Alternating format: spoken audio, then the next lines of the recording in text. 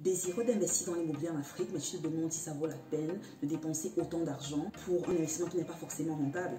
Peut-être tu vis dans la diaspora et tu as essayé par le passé d'investir en Afrique, mais tu t'es fait arnaquer par des amis pas très honnêtes ou des membres de la famille qui n'ont pas forcément suivi tes conseils et du coup tu n'as pas forcément envie de retenter l'expérience. Ou alors tu veux bien investir mais tu te dis est-ce que ça vaut la peine? Peut-être tu vis en Afrique mais tu te dis waouh, les coûts d'investissement dans l'immobilier sont faramineux, j'ai pas les moyens, j'attendrai quand j'aurai de l'argent pour le faire, mais les années passent et rien ne change. Alors tu es conscient que investir dans l'immobilier en Afrique, ça reste quand même l'une des sources principales ou l'un des moyens principaux de se faire de l'argent de façon passive, mais tu n'arrives juste pas à justifier le gros investissement qui est derrière. Tu te demandes comment investir peu ou de façon modérée, mais avoir quand même un retour d'investissement derrière. Dans cette vidéo, je te révèle 2 stratégies prouvées, testées, qui permettront d'investir en Afrique et d'avoir un retour sur investissement considérable dans les mois, les années à venir.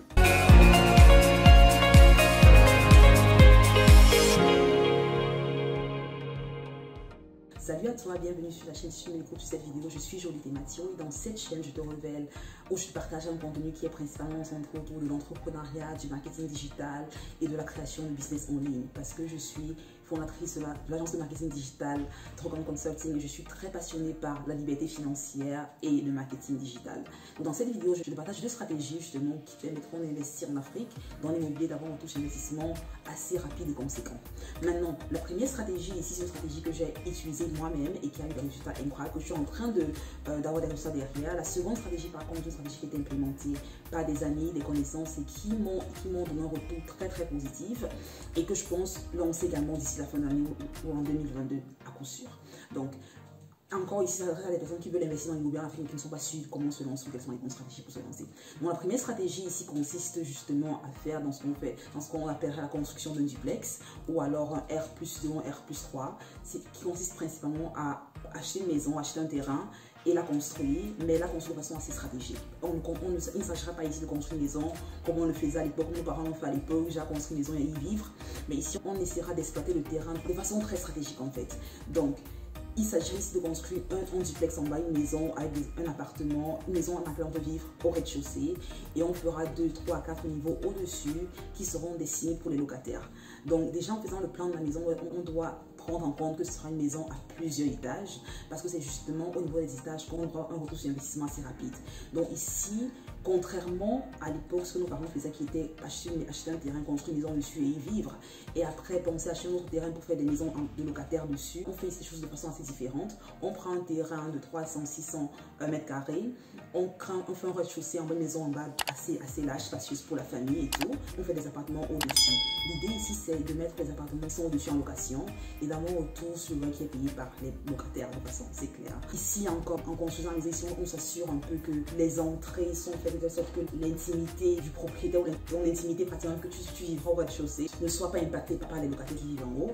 Et ce qui fait que cette stratégie soit différente et permet d'avoir un taux d'investissement assez rapide, c'est que au lieu de commencer et se dire ok, je finis d'abord toute la maison, de la mettre en location, on fait les choses différemment. Donc on fait une maison en état, on fait le rez-de-chaussée, on fait les fondations de façon solide et on commence à construire les appartements du dessus et on les met en location au fur et à mesure que ça finit. Donc par exemple, tu te dis ok, je fais un rez-de-chaussée assez large pour moi et ma famille. Au-dessus, je mets peut-être 3 niveaux. Chaque niveau, j'aurai 3 appartements par exemple. Tu commences à finir l'appartement du premier niveau et tu le mets en location. Donc, pendant que cet appartement est mis en location, tu continues à faire les travaux et ainsi de suite pour au moins se meubler ceux du dessus. Donc, tu n'attends pas de finir toute la maison pour la mettre en location parce que ça te coûtera énormément. Donc, l'idée, c'est de pratiquement utiliser les revenus que tu as de chaque appartement, qui sera loué par la suite pour financer la construction de la maison par la suite. Quand tu te balades dans les grandes villes, les grandes métropoles en Afrique, tu vois des grands immeubles, la construction était commencée mais jamais achevée parce que justement, le propriétaire, justement, à un moment donné, se retrouve à court de fonds. Il n'est pas à même de continuer dans la construction de son bien immobilier. À cause de manque de fonds, il se retrouve forcé à arrêter les travaux. Donc, ce que tu veux faire, c'est pour prévenir justement ce coût. Parce que construire un immobilier, ça demande énormément d'argent. Et peu importe à quel point tu te sens prêt financièrement, ça peut t'arriver de te dire waouh, je suis à 40 millions, j'ai même pas encore fini le truc. Ça dépend également de à quel point tu veux que la maison soit grande et à quel point tu veux qu'elle soit belle forcément. Donc si tu as derrière de ton apport principal, tu as également l'apport d'un locataire qui permet de payer la maison au fur et à mesure, de financer la construction des appartements supplémentaires. Ça te permettra ici de ne pas trop dépenser et d'être sûr que l'appartement que tu es en train de construire, la maison que tu es en train de construire arrive à bout. Donc pratiquement, dans la stratégie que j'ai implémentée, moi, c'était de faire quoi? C'est de construire une maison, ou du moins de financer la construction d'une maison avec un rez-de-chaussée en bas pour la famille et tout. Et au-dessus, deux étages. À chaque étage, pratiquement, il y a 2 locataires. Donc, c'est un peu comme ça. Et puis, l'idée ici encore, c'est de finir d'abord la maison des locataires premièrement, avant de venir derrière financer, à travers l'argent qui sera reversé par les locataires, forcément, financer la construction des appartements à louer et également le rez-de-chaussée. Donc, c'est pratiquement une stratégie assez simple quand tu y penses bien. L'idée principale, c'est vraiment de s'assurer qu'on a un retour sur investissement assez rapide sur l'investissement immobilier qu'on est en train de faire, mais également qu'on est à même de porter l'investissement à bout, à terme. Donc, ça, c'est la première idée d'investissement. La seconde idée d'investissement, c'est vraiment ce qu'on appelle la promotion immobilière. Ici, c'est un peu différent parce que au lieu d'être cette personne qui va et dépense énormément, commence à acheter le terrain, construire la maison, tu es plutôt quelqu'un qui est là, qui se positionne, qui aide le propriétaire à trouver des locataires pour sa maison. La promotion peut se faire sous 2 formes principales. La première forme consisterait ici à être cette personne qui est un peu comme un marketing consultant pour le propriétaire. Tu l'aiderais ici à avoir des clients à travers des publicités Facebook, à travers des publicités sur Airbnb. Donc tu aides ces personnes-là, ce qui a son appartement pratiquement, à avoir plus de visibilité. Et au travers de tes efforts marketing, tu auras une commission qui te sera reversée. Ça s'avère être profitable pour les 2 parties parce que non seulement tu aides le propriétaire de la maison à avoir plus de locataires qui arrivent et qui veulent louer son appartement, ça te permet toi de gagner d'une façon relativement passive un revenu immobilier parce que si tu as une commission pour chaque loyer qui est versé au locataire, ça te permet justement de rentrer dans des finances assez rapidement. Et ici encore la stratégie serait de promouvoir, qu'il s'agit de promouvoir l'appartement, tu peux créer une page Facebook sur laquelle tu prends les photos de différents appartements que tu as à promouvoir et tu les mets sur ta page Facebook avec les différentes descriptions et tu te crées une audience. Là, maintenant qu'il s'agit de créer une audience, tu veux te créer une audience qui est intéressée par la location des biens immobiliers, c'est justement l'offre que tu as.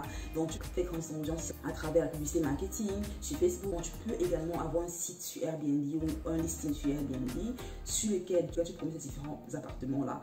Et quand quelqu'un réserve, il a mis en contact avec le propriétaire et ainsi de suite. Donc pour chaque réservation qui sont faites à travers ton listing Airbnb, tu as une commission qui est reversée par le bailleur. L'idée c'est vraiment de se frotter dans le monde immobilier, se frotter à des propriétaires sans forcément devoir toi dépenser énormément pour investir dans l'immobilier. Super stratégie si tu es intéressé par tout ce qui est internet, tout ce qui est marketing, si tu es vraiment intéressé, désireux de te faire de l'argent en ligne.